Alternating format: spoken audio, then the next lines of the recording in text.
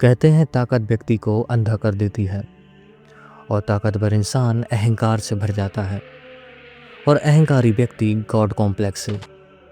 God complex एक psychological condition जिसमें कोई इंसान अपने आप को सुपीरियर, इनफाइलेबल, गलती से परे और सबसे पावरफुल समझने लगता है। उसे लगता है कि उसकी सोच, फैसले और मोरालिटी दुनिया के बाकी लोगों से ज़्यादा ऊपर हैं। ऐसे लोग खुद को जज, जूरी और एग्जीक्यूशनर मान लेते हैं, जैसे उनके हाथों में सब कुछ डिसाइड करने की ताकत हो। साफ शब्दों में कहें तो जब कोई व्यक्ति अपने को भगवान समझने लगता है, ऐसे लोगों को लगता है कि वो सबसे ज़्यादा पावरफुल हैं। वो अपने आप को लोगों के ऊपर समझने लगते हैं, जैसे उन्हें दुनिया चलाने का अधिकार मिला हो।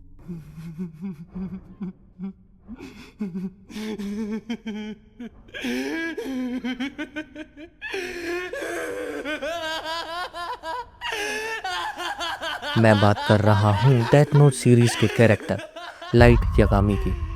लाइट एक इंटेलिजेंट, हार्ड वर्किंग लेकिन दुनिया के इनजस्टिस से थक चुका एक स्टूडेंट जो दुनिया में हो रहे क्राइम्स और इनजस्टिस से नफरत करता था। लाइट दुनिया से क्राइम मिटाकर एक परफेक्ट वर्ल्ड बनाना चाहता था, जहाँ सिर्फ अच्छे लोग जिंदा रहें। एक ऐसी दुनिया जहाँ ना क्राइम हो ना डर। Power tends to corrupt and absolute power corrupts absolutely. Power का नशा व्यक्ति को कैसे धीरे धीरे एक मॉन्स्टर में बदल देता है, ये लाइट का कैरेक्टर आपको बहुत अच्छे तरीके से समझाता है। एक ऐसा कैरेक्टर जिसके मॉरल वैल्यूज़ इनिशियली सराहनीय होते हैं, पर समय के साथ बढ़ती ताकत उसे अपने ही मॉरल वैल्यूज़ के खिलाफ ले जाती है। जहां वो दुनिया से क्राइम और क्रिमिनल्स को ख़त्म करना चाहता था, अब वहीं वो सबसे बड़ा क्रिमिनल और क्राइम बन जाता है, जिसे वो चाहकर भी ख़त्म नहीं कर सकता। लाइट यागामी पहली बार जब डेथ नोट उठाता है तो उसके मन में इंसानियत बचाने की भावना होती है। उसके अंदर की जस्टिस के लिए भूख उसे डेथ नोट चलाने पर मजबूर करती है। पहला क्रिमिनल जब उसके हाथों मरता है तब उसे लगता है कि उसने दुनिया को बचा लिया। वो बस क्रिमिनल्स को सजा देना चाहता है, दुनिया से बुराई मिटा देना चाहता है। जब इंसान के पास बेशुमार पावर होती है तब उसके अंदर का इंसान धीरे धीरे ख़त्म हो जाता है। पहले वो जस्टिस के लिए लड़ता है, लेकिन धीरे धीरे वो पावर का गुलाम बन जाता है। लाइट एक ऐसा कैरेक्टर है जो ह्यूमन नेचर का आईना बहुत अच्छी तरह दिखाता है। इस वीडियो का मकसद लाइट यागामी की साइकोलॉजिकल टैक्टिक्स, स्ट्रेटजीज और माइंडसेट को एनालाइज करना है, ना कि उसकी कमियों को देखना। The art of misdirection. Misdirection का मतलब होता है अटेंशन को डेलिबरेटली, जानबूझकर गलत जगह पर डाइवर्ट करना, ताकि असली मूव लोगों की नज़र से छुपी रहे। ये एक साइकोलॉजिकल इल्यूजन होता है जिसमें विक्टिम उसी चीज़ पर फोकस करता है जो उसे दिखाई जा रही होती है, जबकि असली चीज़ पीछे हो रही होती है। ये टेक्निक मैजिशियन भी यूज़ करते हैं। Look here while I do the trick there. Light ने अपने दुश्मन को कंफ्यूज करने के लिए बार बार मिसडायरेक्शन का इस्तेमाल किया। उसकी ये साइकोलॉजिकल टैक्टिक्स इन्वेस्टिगेटर्स, मीडिया और एल जैसे इंटेलिजेंट माइंड्स को भी बेवकूफ़ बनाने में काम आई। लाइट को पता था कि रे पेनबर उस पर शक कर रहा है। उसने अपने ऊपर से शक हटाने के लिए फेक हाईजैकिंग इंसिडेंट प्लान किया। लाइट ने डेथ नोट के जरिए एक क्रिमिनल को बस हाईजैक करने पर मजबूर किया। उसका गोल था कि रे पेनबर उसे इनोसेंट समझे। जब हाईजैकिंग हो रही थी तब लाइट ने फेक फियर दिखाया ताकि वो एक कॉमन पैसेंजर लगे। लाइट परपोजली ओवर कॉन्फिडेंट और रिलैक्स दिखने की एक्टिंग करता है ताकि रे पेनबर सोचे कि ये बंदा नॉर्मल है और इनोसेंट है। किचियोरा ओसोरेडा। क्रिमिनल बस में घुसकर लोगों को डराता है। ये लाइट का प्री प्लान्ड मूव होता है क्योंकि लाइट उसका नाम पहले से ही डेथ नोट में लिख चुका होता है। डेथ नोट में उसने ओसोरेडा का नाम लिखने के साथ एक स्पेसिफिक एक्शन लिख दिया होता है, उसके हाथ से गन गिर जाएगी। उसने डेलिबरेटली डेथ नोट का एक टुकड़ा बस में गिरा दिया ताकि हाईजैकर उसे छूकर और शिनिगामी को देखे।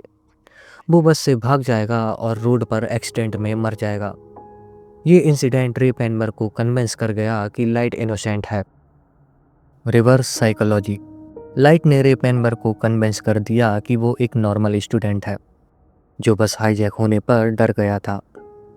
रे पेनबर का लाइट पर शक खत्म हो गया। लाइट ने अपने ऊपर से इन्वेस्टिगेशन का ध्यान हटा दिया, जबकि असली में पूरी प्लानिंग उसी की थी। गैस लाइटिंग एक साइकोलॉजिकल मैनिपुलेशन टेक्निक जिसमें विक्टिम को उसकी अपनी रियलिटी पर डाउट करने पर मजबूर कर दिया जाता है।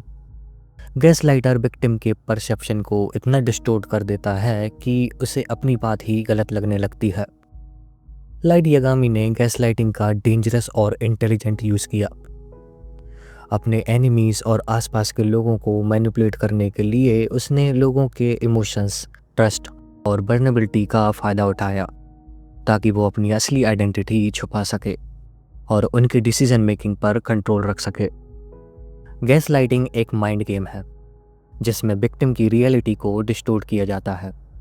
इसमें गैस लाइटर विक्टिम की मेमोरीज या एक्सपीरियंस को डिनाई करता है, विक्टिम को इमोशनल या मेंटल तरीके से गिल्ट और सेल्फ डाउट में डाल देता है। उसे लगता है कि वो ही गलत है, जबकि असली कल्प्रेट गैस लाइटर होता है। नाओमी मिसोरा FBI एजेंट रे पेनबर की विडो होती है, जो लाइट के डेथ नोट का शिकार बन गया था। नाओमी को शक होता है कि रे पेनबर की मौत कोई रैंडम एक्सीडेंट नहीं, बल्कि कीरा की चाल थी। वो अपनी गट फीलिंग पर भरोसा करके इन्वेस्टिगेशन कर रही होती है। जब वो लाइट से टकराती है तब लाइट अपने चार्मिंग और ट्रस्टवर्दी पर्सोना का यूज़ करता है ताकि वो उसके दिमाग में कन्फ्यूजन क्रिएट कर सके। लाइट उसे एम्पैथी दिखाता है, जैसे वो भी रे पेनबर की मौत से दुखी हो। वो झूठा कंसम और सिंपैथी दिखाकर उसके डाउट को कमज़ोर करता है, उसके अंदर डाउट और ट्रस्ट का कॉन्फ्लिक्ट क्रिएट करता है। नाओमी मिसोरा को कीरा की प्लानिंग पर शक होता है, लेकिन लाइट उसे अपने वर्ड से कंफ्यूज करता है। उसे ऐसा फील करवाता है कि शायद वो ओवर थिंकिंग कर रही है। उसके पोलाइट और इनोसेंट बिहेवियर से नाओमी उसे ट्रस्टवर्दी समझने लगती है। नाओमी मिसोरा, जो शुरुआत में कीरा के लिए सबसे बड़ा खतरा थी, लाइट के गैस लाइटिंग की वजह से अपने संदेह में शक करने लगती है। लाइट उसके ट्रस्ट को जीतकर उससे उसका असली नाम रिवील करवाता है, जो उसकी मौत का कारण बन जाता है। लाइट उसके सामने इनोसेंस का नाटक करता है, जबकि वो खुद उसकी मौत लिख रहा होता है। ये गैस लाइटिंग का सबसे परफेक्ट एग्जाम्पल है, विक्टिम को उसके ही डाउट में फंसाकर उसकी मौत लिखना। Strategic foresight. स्ट्रेटेजिक फोरसाइट का मतलब है दुश्मन की आने वाली हर चाल का पहले से ही अंदाज़ा लगाकर उसका टोर सोच लेना।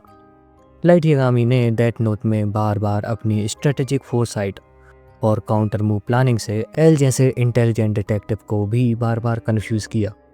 उसकी सातिर सोच उसे हमेशा दुश्मन से एक कदम आगे रखती थी। एल ने लाइट पर ऑलमोस्ट पक्का कर लिया था कि वो ही कीरा है। लाइट ने सिचुएशन से बचने के लिए अपनी यादें जानबूझकर खो दी। उसने अपना डेथ नोट टेम्पररी सेक्रीफाइस कर दिया। जब लाइट ने अपनी डेथ नोट की मेमोरीज खो दी तब उसका बिहेवियर जेन्युइन इनोसेंट दिखने लगा। एल ने उसे इनोसेंट मान लिया क्योंकि लाइट को सचमुच में कुछ याद नहीं था। जब उसकी इनोसेंस प्रूव हो जाती है तब वो डेथ नोट को फिर से छूता है और अपनी यादें वापस पा लेता है। ये सीन गैस लाइटिंग का सबसे डेंजरस फॉर्म है, जब मैनिपुलेटर खुद को भी मैनिपुलेट करता है, क्योंकि लाइट अपने दुश्मन को धोखा देने के लिए खुद को भी टेम्पररी धोखा देता है। प्लेटो ने अपनी एलोगेरी ऑफ द केव में कहा था, people believe the reality they are shown even if it is an illusion. Cognitive biases. Cognitive biases का मतलब है सोचने में होने वाली नेचुरल गलतियाँ जो इंसान अपने एक्सपीरियंस, इमोशंस या प्री एग्जिस्टेंस बिलीफ की वजह से करता है। ये बायसेस इंसान की डिसीजन मेकिंग एबिलिटी को डिस्टोर्ट करता है, जिससे वो लॉजिकल या रैशनल डिसीजन लेने की बजाय अपने प्री कंसीव्ड नोशंस पर बेस्ड डिसीजन लेता है। लाइट ने डेथ नोट में बार बार लोगों के कॉग्निटिव बायसेस का फ़ायदा उठाया ताकि वो अपनी असली आइडेंटिटी छिपाकर उन्हें अपनी चाल में फंसा सके।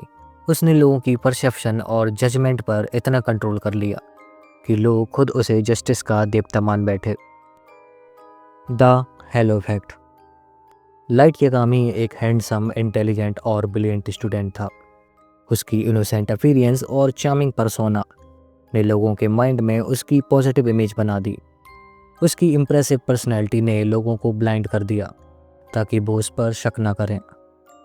लाइट अपनी टॉप स्टूडेंट इमेज का यूज़ करता था ताकि वो ट्रस्टवर्दी लगे।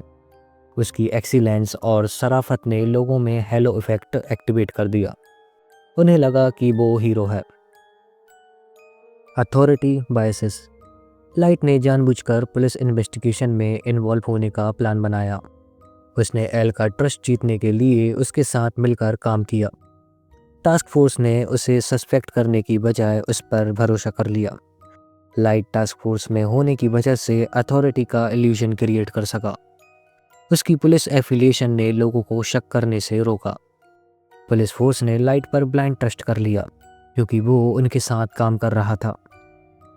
उसने सिस्टम को ही अपने प्रोटेक्शन कवर के रूप में यूज़ कर लिया। लाइट ने पुलिस फोर्स का ट्रस्ट जीतकर अपनी सेफ्टी इंश्योर कर ली। लाइट ने मीडिया और पब्लिक ओपिनियन को मैनिपुलेट किया ताकि लोग उसे जस्टिस का देवता समझें। पब्लिक ने अपने एग्जिस्टेंस बिलीफ को कंफर्म करने के लिए कीरा को ही जस्टिस मान लिया। लोगों ने ये सोच लिया कि कीरा दुनिया से क्रिमिनल्स हटाकर जस्टिस इस्टेब्लिश कर रहा है। लाइट ने सिर्फ क्रिमिनल्स का इनकाउंटर करके अपनी पॉजिटिव इमेज बनाई। लोगों ने ये मान लिया कि कीरा सिर्फ गलत लोगों को मार रहा है, इसलिए वो जस्टिस का देवता है।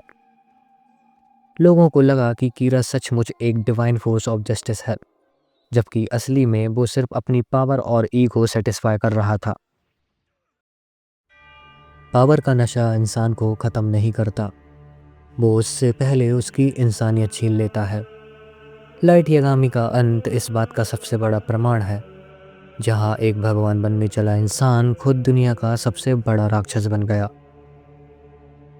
लाइट यागामी सिर्फ एक क्रिमिनल नहीं था, वो एक स्ट्रेटेजिस्ट, एक मैनिपुलेटर और इंसानी मानसिकता के सबसे खतरनाक एम्बिशंस का आईना था। आखिर में नए दुनिया का भगवान सिर्फ अपने ही अंधकार में डूब गया।